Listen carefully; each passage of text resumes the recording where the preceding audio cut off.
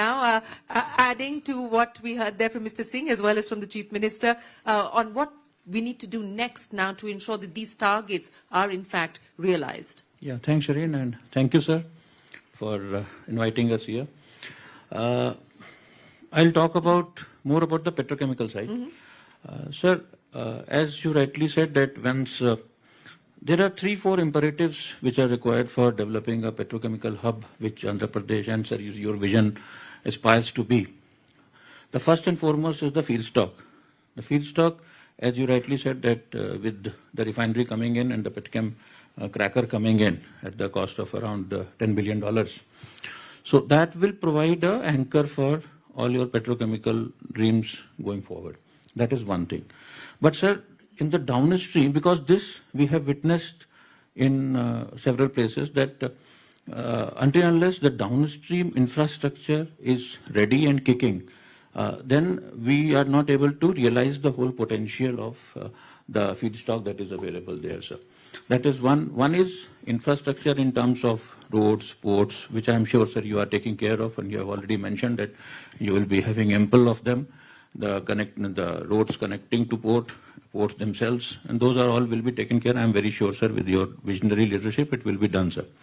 The other part is, sir, what is required is market. Once we go into downstream, then the downstream market has to be ready to receive those kind of products. And especially in southern India, we know the markets that around 20-25% of the petchem consumption happens in Andhra, Telangana, Tamil Nadu, and Karnataka. These are the 3-4 states wherein 20-25% of the consumption of petrochemical is happening, and we don't have any production capacity of petrochemicals downside of India's anywhere. Only MRPL is one small exception.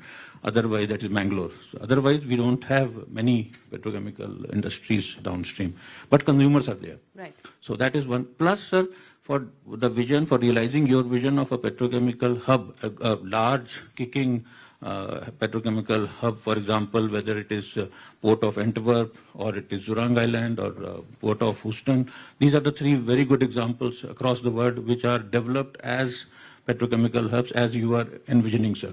So for that, sir, there is a need for having a anchor who is ready to provide the common facilities, the utilities, the effluent treatment plants, the power, the water, the treated water, the potable water, the light, the lightning, the area development, all those kinds of common facilities. Somebody has to do it.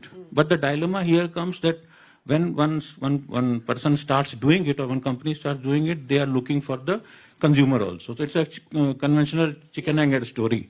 So for that, sir, I can only humbly suggest, sir, that when we move forward, we will have to have a system wherein we will have to bring in a utility provider, maybe a couple of them or maybe more of them, and then we have to give them some assurance of offtake. That yes, for the initial 5 years I will support you, or initial 7 years I will support you, and then with that assurance I go to the investors, because there will be n number of investors which will be required to come at the downstream.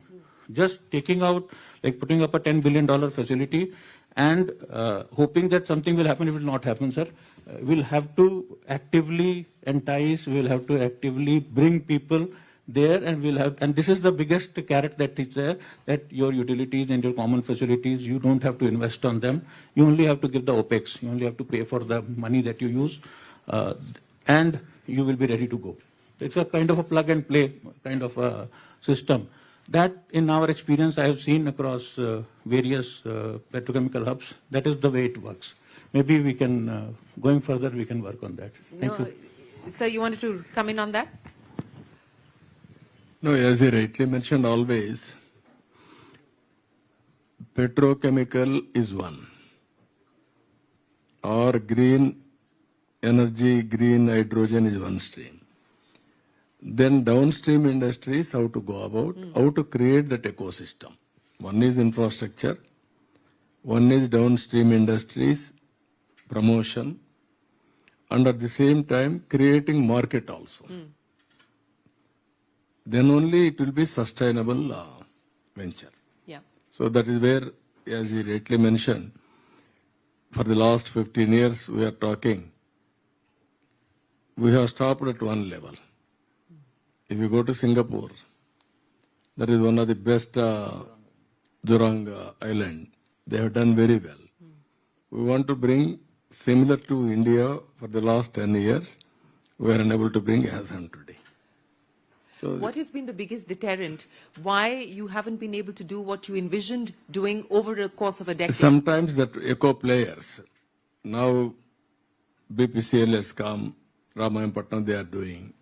Now they may need some more technological partners or downstream industries, how to bring them as a consortium. That is another area. Now NTPC is going. Now they have to create market also simultaneously, downstream industries, but there is a future. Initial mover will have an advantage. Under the same time, initial mover will have a tough time to break through. Yes. They'll have the first mover advantage, but they'll also have to do the heavy lifting, and that usually is the case. Well, we have two engineers. How can you not have a consultant? So we do have a consultant here on the panel as well. So Gaurav. I apologize. Not at all. But in light of what you've heard so far, and you're based in Singapore. We were just giving the Singapore example as well. Take me through how you see this problem and how we should be addressing it. Well, I'm not only not an engineer, I studied philosophy, so That makes the I two think of I'm us, really by the on way. the opposite end of the spectrum. I think one thing that we've heard today is vision, which I think is really important because you're making such a huge investment, and that is an advantage, right? In today's world, any new both port and hub that is being built has to think about what is competitive advantage for the next 30 years.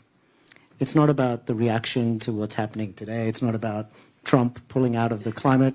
It's about 30 years and where's the world heading. And so competitive advantage in this space has to be one that knows what to do with a $100 carbon price and beyond. And so I think it's very exciting, everything that I've at least heard on the panel, and I'm learning a lot, that the way you're thinking about developing this is actually thinking about being competitive in the future. And Jurong is often brought up as that example. But again, if you look at, it's not just shared utilities, it's that those shared utilities have decarbonization very much built into them. Singapore is thinking very far ahead around the price, how to be price competitive, how to be quality and price competitive, and they know price will have to deal with carbon. So, they have a shared carbon capture hub, they have multiple different types of industries there, and I think it's a great example for Andhra to be thinking about. Just the other thing I would say is, when we actually think about how these things get developed, it's worth noting that there is no one who is advocating for or lobbying for the future. Everyone in the room is tied to the present. Their money comes from the present. And so as we think about what are the types of investments needed to be cost competitive for 3 decades, we have to be thinking about the people who are not in the room. And that is a lot of what I think Singapore thinks about. To some extent, it is what has allowed even the American sort of Gulf hub to also be successful, is this idea of the innovation you need to win the future. And so I think it'd be great to also be thinking about how we drive innovation into this market. No, absolutely. I think innovation is very, very important. The future is very important, but you need cash flows to fund the present in order for you to fund the future as well. And I think that was the point that was being made by Mr. Singh and Mr. Sani as well. But let's talk about the NTPC example, Mr. Singh, and let's use that as a used case to try and envision what we can possibly do to marry the needs of renewable energy, the needs of the consumption that is expected to move higher, but also to leverage the strengths that Mr. Naidu just spoke of. Yeah, I think it's very right that how we can utilize the kind of the natural resources what we are having in the state, and what is the kind of the leadership what is able to really capitalize on the resources. What otherwise, I think the most of the states where the natural resources are there, they don't capitalize on that. And I think this is a very, very important point. And vision-wise, we all know that, as I said earlier, who can be the better? I think it is, we can say that with his permission that he works like a chief executive officer, and a very hard taskmaster on that what he's taking. So let me, I think, tell something about this Pudi Madka, what we have envisaged and what we are working. So this will be requiring around 20 gigawatt of the solar power, 20 to 25 gigawatt. And we have now, Honorable CM has approved the joint venture with NRED CAP, which is the renewable energy of the state of Andhra. So our NGEL, NTPC Green Energy and NRED CAP is having the joint venture. So we will be jointly putting the this 20 to 25 gigawatt. Right. Now we have this Pudi Madka, which is very close to our existing power plant called Simadri. And when we are talking about today, we already have the blueprint and the work is started on that, because that's what every time I think of CM, I think the deadline comes to our mind that how we are going to be.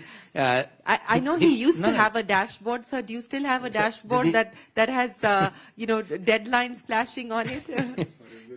For every project, you still have it. So let me, I think this is very interesting to know. That Simadri power station, which is the coal-fired power station, but we can have the kind of the blending of the biomass along with that. So what we intend is that torrefied biomass can be blended along with that, and we intend to go up to 20-25% of that, and try to capture the carbon dioxide from there. And there is a pipeline which is going to be 20 kilometers. The CO2 will be pumped to this Pudi Madka plant. So we will have the CO2. Now there is going to be a requirement from the EU side, right, which is going to be that you cannot have the intermingled electron. Yes. So there has to be a dedicated transmission line from your solar plant or the storage, and then it is coming so that you are not mixing the power which is coming from the other sources. So those are already we have envisaged those things. So the power will come to Pudi Madka, and Pudi Madka is going to be a kind of park where we will invest on our own, means whether it's joint venture or NGEL, or we will be inviting the others also.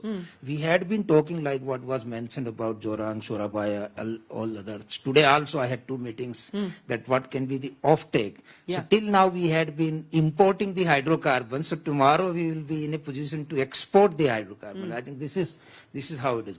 So let me, I think, add hurriedly here that you had been following very closely this renewable energy. About 10-12 years back, everybody was very apprehensive. And don't get a kind of surprise that after 10-15 years, you will find that our natural resources will be harnessed in a way that we are not dependent on the exports for this hydrocarbon on that side. So what we have envisaged, this is going to be in the 3 stages. So it's already some of the infrastructure work which is going on at present. We have started some work on that. This will be approximately 700 crore, something like that by 26. This year, next year. Then the first phase, and it's when there will be methanol and ethanol